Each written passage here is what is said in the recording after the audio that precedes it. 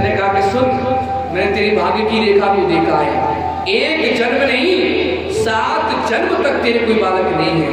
अब तो और रोने लगा आत्मदेव, दुखी हो गया। बोले महाराज संत तो ऐसे होते हैं जो डूबते हुए को सहारा देते हैं, आप तो मुझे डुबा रही हैं। बोले चिंता न कर, संत के पास आया है। तो संत ने झोली से फल निकाला, बोले जा अपनी पत्नी को खिला देना, तेरे बालक हो जाएगा। बड़ा प्रसन्न फल लेके आया, दुधली को खिलाया। बोले सुनो, संत का प्रसाद है, पाने से बालक हो जाएगा। अब दुधली देवी है ना, तर्क की बुद्धि है, सोचने लगी मेरे पति तो बहुत भोले वाले हैं, न जाने कहां से फल को लेकर आए हैं, अब फल खाने से कोई बालक होता है। अब जैसी स्त्री होगी वैसी उसकी सहेलियां होंगी। अब सहेली आने लगी, बोले बहन क्या बात है? बोले बहन देखो बात ऐसी है, मेरे पति देव फल लेकर के आए हैं, कहते इसको खा लो बच्चा हो जाएगा। अरे ऐसे कोई बालक होता है? ऐसे फल खाने से बच्चा हो जाता तो लोग डॉक्टर के पास क्यों जाते हैं? अरे सब बेकार की बात है। बोले क्या? बोले सुनो, दुधली कहती है कि मैंने सुना है कि जब पेट में बालक होता है ना तो माँ को बड़ा कष्ट होता है। 9 महीने माँ को पेट में रखना पड़ता है बालक को, ना कुछ ढंग से खा पाती है, ना रह पाती है। और कहीं यदि नगर में आग लग गई, घर में आग लग गई, सब लोग भाग जाएंगे, मैं प्राणों की रक्षा कैसे करूंगी? तर्क बुद्धि है ना, न जाने क्या क्या सोच रही है। बोले क्या करें? सहेली ने कहा कि चिंता मत कर, सुन तुझे बालक चाहिए ना, बोले तेरे यहाँ धन की कमी नहीं है और मेरे यहाँ बच्चों की कोई कमी नहीं है, तो तू मुझे धन दे देना, मैं भी इस बार मुझे बालक जो होगा, इस बार जो बालक होगा मैं तुम्हें दे दूंगी। तुम पंडित जी से कह देना कि मेरे बालक हो गया है, जूते को कपड़ा बांध के अपने जो है नाटक करते रहना, पंडित जी भोले वाले जानते नहीं। और हाँ, इस फल को गाय को खिला देना ताकि परीक्षा हो जाए कि संत का वचन सत्य है या झूठा है। वो फल गाय को खिला दिया। समय व्यतीत हुआ महाराज, गाय ने भी बच्चे को जन्म दिया और इधर दुधली ने महाराज सहेली ने ला करके बच्चा दे दिया। आत्मदेव से कहा कि सुनो हमारे बालक हो गया। बड़ी प्रसन्नता, पंडित जी बड़े खुश, बड़े बड़े उत्सव महोत्सव मनाने लगे। अब यहाँ नामकरण की बारी आई तो पंडित जी बड़े खुश हैं क्योंकि वृद्धावस्था में बालक की प्राप्ति हुई ना। बोले सुनो मेरा नाम है आत्मदेव, अपने बालक का नाम रखूंगा परमात्मदेव। दुधली बोली वाह बहुत अच्छे, 9 महीने हमने पेट में रखा और नाम अपने से मिलता जुलता नहीं। बोले मैं दुधली, मेरे पुत्र का नाम धुंधकारी होगा। गोकर्ण पंडितो ज्ञानी धुंधकारी महाखला। महाराज धुंधकारी तो महान राक्षस हो गया, दुष्ट बुद्धि वाला, लेकिन जो गाय को फल खिलाया था, गाय ने जो बालक दिया था उसका नामकरण हुआ। क्यों? उसका शरीर तो मानव जैसा है लेकिन कान गौ की तरह है, तो गौ का नाम रखा। बड़े विद्वान है महाराज। इस प्रकार से यहाँ सने सने बड़ा होने लगा। धुंधकारी माता पिता को सताने लगा, मदिरा पान करने लगा, मांस भक्षण करने लगा। एक दिन पंडित जी दुखी हो गए। पंडित जी ने कहा कि तूने ये क्या किया?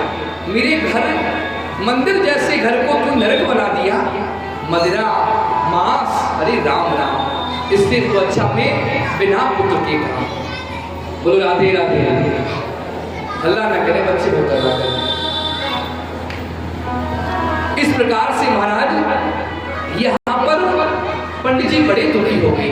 पंडित जी ने कहा कि तूने तो मेरे जीवन को ही नरक बना दिया।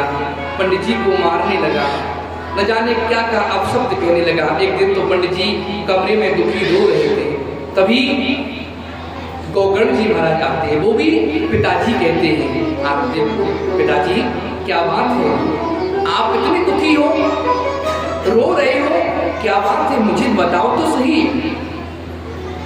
आत्मदेव रोने लगे, कहने लगे बेटा क्या बताओ, धुंधकारी ने मेरे मंदिर जैसे घर को नरक बना दिया। मैं जाऊं तो कहां जाऊं, मन में इतनी विरक्ति नहीं, इतना वैराग्य नहीं जो घर को परिवार को छोड़कर कहीं दूर चला जाऊं। मैं क्या करूं, मेरी समझ में नहीं आता। यहाँ पर गोकर्ण जी बड़ा सुंदर उपदेश करते हैं कि देहेस्तिमास रुधिरे विमदत्यजत्वं जाया सुतादिषु सदा ममता विमुञ्चा पश्यानिशं जगदिदं क्षणभङ्गनिष्ठं वैरागिरागिरसिको भविभक्तनिष्ठा। बोले पिताजी, सबसे पहले तो आपका जो शरीर के प्रति जो देहा अभिमान है उसे त्यागना होगा। क्या शरीर कभी मैं हो सकता है? शरीर कभी किसी का हो सकता है? यदि शरीर आपका है तो पिताजी ये आंखें अंधे हो जाती हैं, आंखें अंधी हो जाती हैं, हम रोक तो नहीं पाते। पैर लंगड़े हो जाते हैं, हम रोक नहीं पाते। दांत टूट जाते हैं, हम रोक नहीं पाते। कान बहरे हो जाते हैं, हम रोक नहीं पाते। क्यों? कि शरीर हमारा नहीं है। तो शरीर हमारा नहीं तो अभिमान किस बात का करना? शरीर हमारा नहीं तो बाल गोपाल हमारे नहीं, परिवार हमारा नहीं। ये जो ममता की डोरी आपने परिवार के प्रति बांध रखी है, इसको तोड़ना होगा। जब तक ममता की डोरी बंधे रहेंगे, हम लोग परिवार में फंसे रहेंगे। भगवान की ओर हम लोग नहीं जा सकते। इसलिए महाराज यहाँ पर गोकर्ण जी कहते हैं कि खून का कारा बना ईंट जिसमें हड्डियां, चंद श्वासों पर खड़ा है ये ख्याल है आसियां। मौत की पुरजोर आंधी जब इससे टकराएगी, टूट कर तेरी इमारत खाक में मिल जाएगी। ये हमारा शरीर क्या है बंधुओं? ये हाड़ मांस का एक शरीर है। इसमें अंदर क्या केवल मलमूत्र ही तो भरा हुआ है। इस शरीर पर हम लोग अभिमान करते हैं कि हमारा शरीर बहुत सुंदर है। इस शरीर को रखाने के लिए हम कितने प्रयास करते हैं, और जब काल का बुलावा आता है, मौत की आंधी आती है, तो ये इमारत जो है, ये इमारत पल भर में नष्ट हो जाती है। इस शरीर पर हम अपमान करते हैं। हम कहते हैं साहब कि संसार में सब हमारे अपने ही तो हैं। बोले कौन? बोले हमारे मित्र हमारे ऐसे हैं कि मरने के समय काम आवे, जीने के समय काम आवे। बोले संसार में सब हमारे काम आते हैं। बोले कोई काम नहीं आता। बोले कैसे? कि साथी हैं सब तेरे, साथी हैं सब मित्र तेरे, गंगा के जल बिंदु पान तक अर्धांगिनी बढ़ेगी तो केवल मकान तक। हम लोग कहते ना साहब कि मित्र हमारे हैं, कोई मित्र काम नहीं आता। जब तक संपत्ति है मित्र बहुत है, जिस दिन ये संपत्ति खत्म मित्र दूर हो जाते हैं।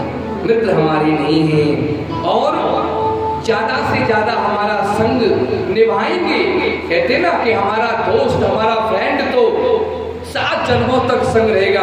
अरे एक जन्म तेरा साथ नहीं निभाएगा, 7 जन्म की तो बात छोड़। तेरा साथी तेरा मित्र कहां तक संग चलेगा? तो केवल जब तू मर जाएगा तो श्मशान भूमि तक तेरे संग चलेगा। जब ये शरीर जल करके राख हो जाता है तो वो अपने घर लौट आता है, कोई किसी का नहीं है। बोले साहब पत्नी तो हमारी है, पत्नी तो साथ देती है हमारा। पत्नी भी साथ नहीं देती।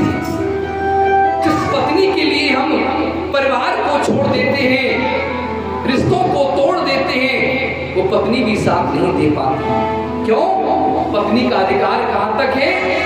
अर्धांगिनी बढ़ेगी तो केवल मकान तक। जब हमारी अंतिम यात्रा निकलती है तो पत्नी का स्थान केवल मकान के द्वार तक होता है। उसके बाद वो भी लौट जाती है, वो भी साथ छोड़ देती है। फिर कौन साथ देता है? बोले संसार के लोग तो हमारे सब हैं। बोले हमारे तो बड़े बड़े लोगों से पहुंच है, बड़े बड़े अधिकारी, बड़े बड़े हमारे लोग हैं, धनाढ़ व्यक्ति, कोई काम नहीं आता। संसार के लोग सब चलेंगे तो केवल मसान तक, बेटा भी हक निभाएगा तो केवल अग्निदान तक। संसार के लोग स्मशान तक जाते हैं, उसमें इतनी भीड़ होती है, 4 लोग कहेंगे बहुत अच्छा था बेचारा, मर गया, समय से पहले चला गया। 4 लोग कहेंगे बहुत बुरा था, अच्छा चला गया, ठीक है, परेशान कर, वो भी साथ नहीं निभा पाई। तो बेटा तो हमारा अपना है, बेटा साथ निभाएगा, नहीं सही, बेटा भी साथ नहीं निभाता। बेटे के लिए हम क्या नहीं करते, झूठ, कपट, छल, बेईमानी, सब कुछ उसके लिए करते हैं, लेकिन बेटा भी साथ नहीं देता। बेटा साथ कब तक देगा, बेटा भी हक निभाएगा तो केवल अग्निकाल तक। बेटा ने पिता की चिता पर आग लगाई, माता की चिता पर आग लगाई, उसका भी अधिकार खत्म, वो भी साथ नहीं गया, साथ वो भी छोड़ करके चला आया घर। फिर साथ कौन निभाएगा, तो इससे आगे भजन ही है तेरा साथी, भजन की बिना तू अकेला रहेगा। अरे मन ये 2 दिन का मेला रहेगा। बंधुओं, केवल 2 दिन का जीवन है हमारा, इसमें भी हम लोग ऐसे जीवन को बिता देते हैं, कोई साथ नहीं जाता, केवल भगवान का भजन ही साथ जाता है। हरि भजन करो